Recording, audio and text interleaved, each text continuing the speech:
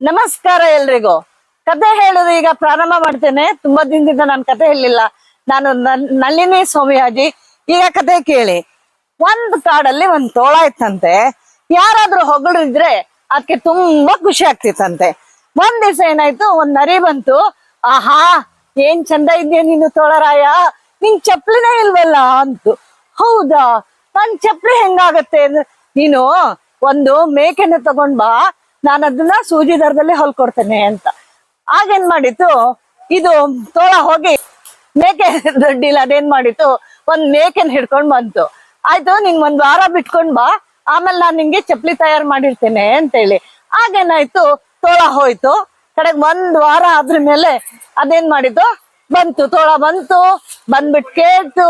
ಅದೇನ್ ಹೇಳ್ತು, ಅಯ್ಯೋ ಇನ್ನೂ ಆಗಿಲ್ಲಪ್ಪ, ನಂಗೊಂದ್ ಕುದುರೆ ಬೇಕು, ಕುದುರೆ ಚರ್ಮ ಬೇಕು, ಈಗ ನೀನು ಅದನ್ನ ತಗೊಂಡ್ ಬಾ ಅಂತ ಹೇಳಿ.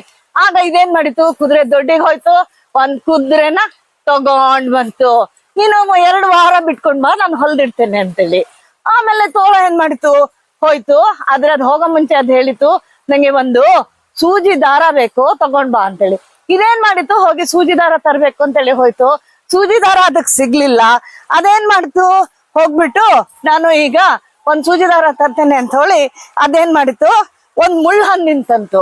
ಮುಳ್ಳು ಹಂದಿಲಿ ಸೂಜಿ ತರ ಇರುತ್ತಲ್ಲ, ಮುಳ್ಳು ಹಣ್ಣಿನ ತಂದು ಸಾಯಿಸಿ ತಂದು ಕೊಡ್ತು. ಇದು ಮುಳ್ಳು ಹಣ್ಣಿನ ತಿಂತು. ತಿಂದ್ಬಿಟ್ಟು ಹೇಳಿತು, ಅಯ್ಯ ನೋಡು, ನಾನ್ ಚಪ್ಲಿ ಮಾಡಿದೇನೆ, ಆ ಹೊಂಡದೊಳಗೆ ಚಪ್ಲಿ ಇದೆ, ನೀ ಹೋಗ್ ಹಾಕು ಅಂತೇಳಿ. ಅಲ್ಲಿ ಹೊಂಡದಲ್ಲಿ ಏನಿತ್ತು, ಒಂದು ಸುಣ್ಣದ ಗುಡ್ಡೆ ಇತ್ತು. ಈ ತೋಳ ಹೋಗಿ ಆ ಹಳ್ಳ ಕಾರಿತು. ಅದ್ರ ಕಾಲೆಲ್ಲ ಬಿಳಿ ಬಿಳಿ ಬಿಳಿ ಬಿಳಿ ಬಿಳಿ ಆಯ್ತು. ಓ, ಚಪ್ಲಿ ತುಂಬಾ ಚೆನ್ನಾಗಿದೆ ಅಂತ ಹೇಳಿ ಖುಷಿಯಿಂದ ಅದು ಹೋಗ್ತಾ ಇತ್ತು. ಹೋಗ್ಬೇಕಾದ್ರೆ ಬೇಟೆಗಾರರು ಬಂದಾಗ ಇದು ಓಡೋಡಿ ಹೋಗಿ ಒಂದು ತೊಟ್ಟಿಯಲ್ಲಿ ಬಿತ್ತು, ನೀರಿನ ತೊಟ್ಟಿಲಿ. ಆಮೇಲೆ ಹೊರಗ್ ಬರುತ್ತೆ, ಚಪ್ಲಿನೂ ಇಲ್ಲ, ಏನೂ ಇಲ್ಲ. ಏನ್ ಮಾಡೋದೀಗ? ಓ, ಈ ನರಿ ನಂಗೆ ಮೋಸ ಮಾಡಿದೆ ಅಂತ ಹೇಳಿತು.